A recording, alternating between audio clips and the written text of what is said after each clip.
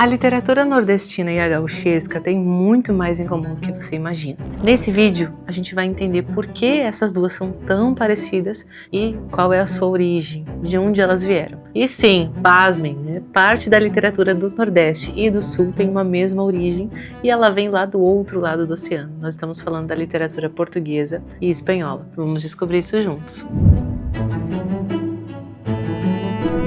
A literatura do Nordeste e do Sul é muito plural, né? A gente sabe disso, ela é muito variada. Mas a gente consegue encontrar, mesmo nessa variedade toda, alguns pontos comuns entre as duas, inclusive, principalmente se a gente pensa na literatura oral e popular. Vou me ater agora nesse vídeo principalmente nesses aspectos. Uma coisa que a gente pode trazer à memória e vai nos ajudar a pensar concretamente sobre isso é o seguinte: não sei se você já parou para pensar como as tradições literárias do Brasil e da Argentina se conectam com a poesia da Espanha. Isso às vezes não é expresso, por mais que a gente tenha tido aqui no Brasil poetas e escritores que já falaram bastante disso, incluindo o nosso grandíssimo e inesquecível Ariano Suassuna, que falava muito sobre a influência da poesia espanhola na sua própria escrita. O que acontece é que a poesia espanhola influenciou essas narrativas que a gente tem, né, nessas duas regiões, e tanto o sertanejo como o gaúcho ou o gaúcho vão compartilhar alguns temas como luta, resistência, identidade. E claro que aqui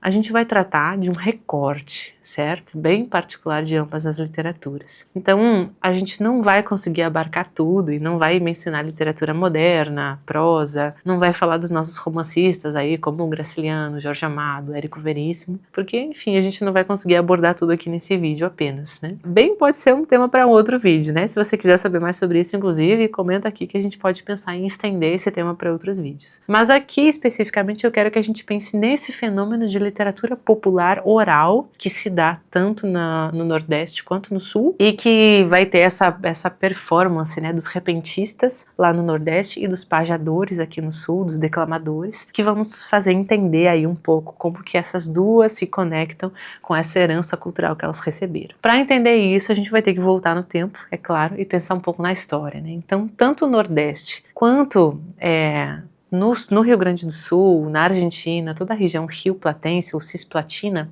a gente pode pensar que a literatura nasceu, né, muito ligada à oralidade. Como, na verdade, qualquer povo no mundo todo, né? A literatura sempre começou oral para depois ser aí registrada de forma escrita. Mas antes dos livros impressos aqui se tornarem acessíveis, a gente tinha essa grande cultura popular que era transmitida de boca em boca e por meio de versos, né? Essa é uma tradição que ela se enraiza na literatura europeia, principalmente dos séculos XI ao XV, em que a gente vai ter um período que certamente você ouviu falar lá nas suas aulas de literatura na escola, que é o trovadorismo. O que é esse período, né? Certamente você lembra um pouco dele, ou talvez não lembre, a gente vai dar uma refrescadinha na memória, porque isso vai ser fundamental para entender como isso se manifesta na nossa literatura aqui no Brasil. O trovadorismo era uma tradição oral, então, e muito musical também, composta por poemas aí cantados. A gente então vai ter as cantigas, e aí a gente vai ter cantigas de dois tipos: as cantigas líricas, que são as cantigas de amor e de amigo, e as cantigas satíricas, que podiam ser de escárnio ou de maldizer. Talvez você lembre dessas palavrinhas lá das suas aulas. O que acontece? Esse movimento, ele refletia a cultura medieval,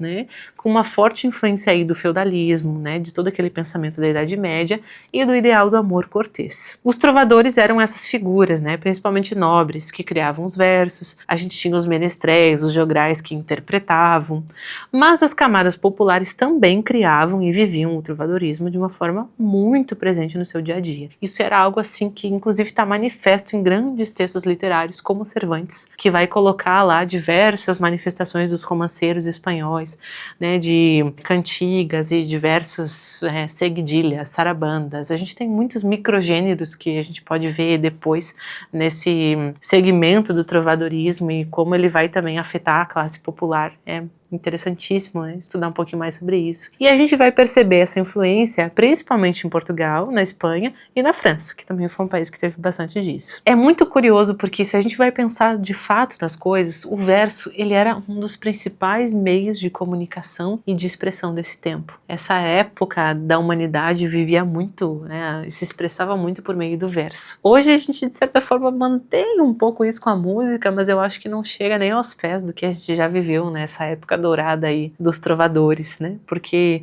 qualquer pessoa rimava, fazia versos e entendia muito bem os versos, né? E a gente, infelizmente, acabou perdendo bastante essa capacidade, né? Atualmente, assim, de ter esse contato com os versos. Mas, fechamos o parênteses e voltamos para o trovadorismo. O que nós temos ali? Essa tradição que tem uma relação com o romanceiro espanhol, que era essa forma de poesia narrativa e que ia contar histórias de cavaleiros, de bandidos, de amores proibidos, né? Então a gente tem muitas coisas acontecendo nos romances espanhóis. É claro que, historicamente, o que acontece é o seguinte: os colonizadores chegam à América, trazem a sua influência, inclusive literária, e acabou se adaptando, né? O costume e essa cultura acabou se adaptando aos contextos locais. E assim a gente tem a raiz de onde nasceu a literatura de cordel no Brasil, também o repente, que é essa manifestação oral, e aqui no sul do Brasil, falando daqui do sul mesmo, a poesia gauchesca, né? Então, tanto do sul quanto da Argentina, quanto do Uruguai. Para perceber bem essa conexão, a gente pode comparar, inclusive, um trecho de um romance espanhol medieval com um cordel nordestino.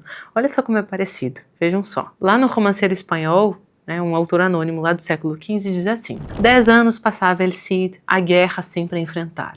Com sua espada sagrada, nunca soube recuar. E olhem só esse trechinho aí do cordel, é um cordel muito bonito do Leandro Gomes de Barros, se chama Eu e Deus. Diz assim: se eu conversasse com Deus, iria lhe perguntar: por que é que sofremos tanto quando viemos para cá? Agora, olhando para esses dois, pensando que existem séculos de diferença entre eles, você consegue perceber a semelhança de ritmo entre os dois? Existe uma semelhança muito grande de construção sonora, de ritmo, de construção de rimas, e isso acontece porque, de fato, esses dois trechos têm tamanhos de versos muito semelhantes, rimas, e ambos estão contando uma história, né? Então, esse estilo que aparece na Espanha do século XV, ele é replicado na literatura daqui e, obviamente, recriado, ouso dizer, melhorado, né?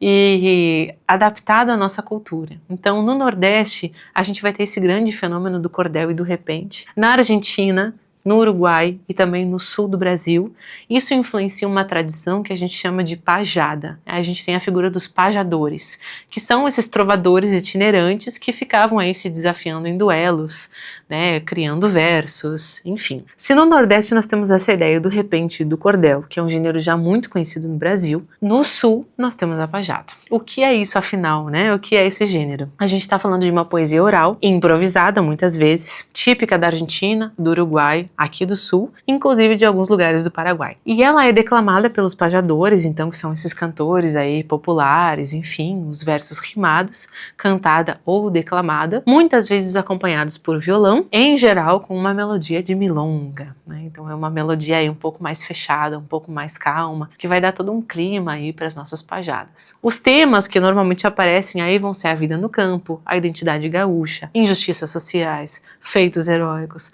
amor. E esse fenômeno das pajadas, então, acontece principalmente com uma grande obra lá da Argentina, que é a obra do Martín Fierro, escrita pelo José Hernández, e que está construída, né, nesse modelo, nessa métrica, nessa forma de escrita, que é a forma da pajada. E é isso mesmo que você está pensando, meu caro. A pajada e o repente são muito parecidos, tanto na forma quanto no estilo. Se a gente pensa do ponto de vista técnico, certo? A gente pensa nos versos da pajada. A gente vai ter os versos, em geral, em redondilha maior, ou com estrofes de 10 versos, um esquema de rimas fixo. Essas são as características técnicas do texto. No caso do cordel e do repente, a gente vai ter uma variação um pouco maior em relação ao tamanho dos versos e das estrofes, mas o mais comum é que a gente encontre versos de 7 sílabas, que são os nossos chamados aí de redondilha maior, estrofes de 7 versos. Então isso vai variar um pouquinho de acordo com cada texto, né? E é justamente nessa métrica, nessa mesma métrica, que foi escrito o grande clássico Martín Fierro, sendo talvez aí o maior poeta épico da literatura argentina de todos os tempos. 1872 foi o ano de publicação do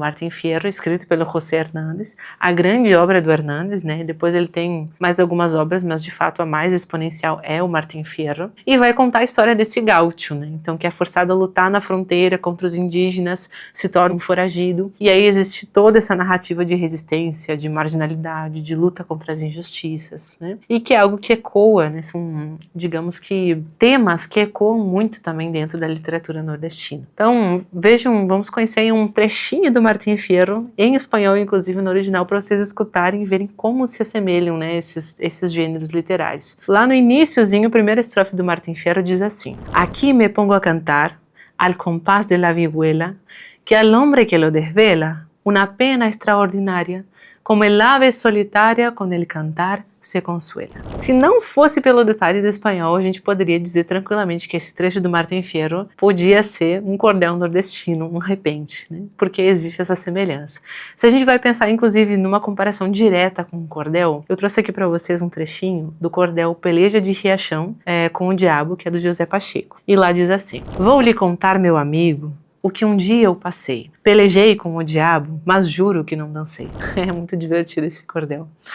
E aí a gente percebe que a estrutura de ambos remete ao romanceiro espanhol, né? Especialmente na métrica, nas estrofes, toda essa construção em redondilha maior. E a grosso modo, né, a gente está falando que, quando a gente fala redondilha maior, né, os versos são do mesmo tamanho praticamente, né, nas contagens de sílabas aí. Mas o mais importante, o mais interessante mesmo, é como o Martim Fierro, ele reinterpreta esse modelo europeu dentro da realidade do Pampa argentino, da mesma forma que o cordel faz isso lá no sertão. Então, nesse ponto, a gente consegue perceber, né, esse paralelo entre as duas, não só do Nordeste com o Sul do Brasil, mas do Nordeste com o Sul da América Latina como um todo. E quando a gente pensa na literatura gaúcha brasileira especificamente, a gente também tem um grande representante das pajadas, que é o poeta Jaime Caetano Brown, grande pajador aí da nossa história gaúcha. E para quem gostou do gênero, se interessou, fica a recomendação de leitura. Agora, se a gente vai pensar nos paralelos, né, o que a gente pode traçar de semelhanças entre essas duas tradições? Primeiro, a gente vai pensar nessa ideia da vida marginal, da resistência, né, porque se a gente pode comparar o Martim Fierro com a figura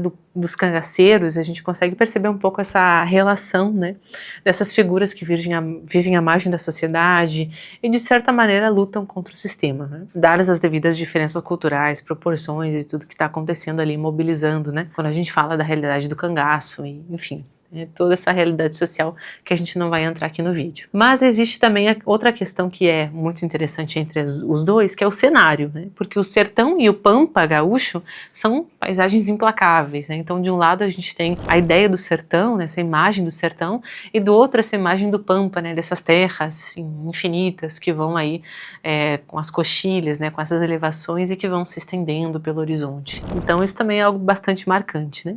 E aí a gente vai ter também grandes personagens, né? Então, não tem como não falar do Lampião, né? Já que a gente está falando de cordel e toda essa realidade, né?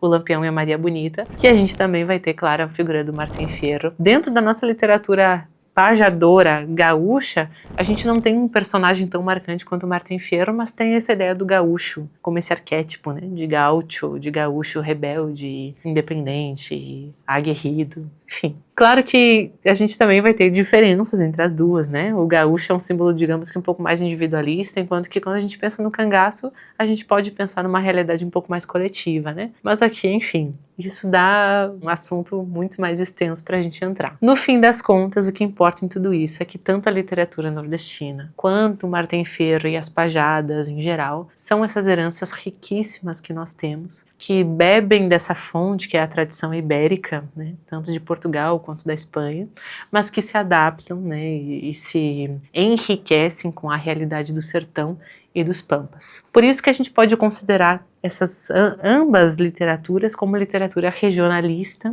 né, que é uma literatura que vai preservar esses aspectos, esses vocabulários regionais, mas que também vai falar de temas comuns, de temas universais, né, de grandes dramas humanos a partir da sua realidade regional. E essa é uma marca muito interessante desses dois mundos, né, a presença de um vocabulário bastante regional que convida o leitor a mergulhar no universo daquele poema e viver com ele essas histórias de luta, de resistência e de identidade. Agora eu quero saber se você já leu algum cordel ou alguma pajada, já leu Martim Fierro, deixa aqui nos comentários, né? Comenta com a gente o que você achou, sugere aí temas para os próximos vídeos e não esquece de se inscrever no canal, né? Ativar as notificações, compartilhar esse vídeo, enfim. A gente se vê no próximo vídeo. Até lá!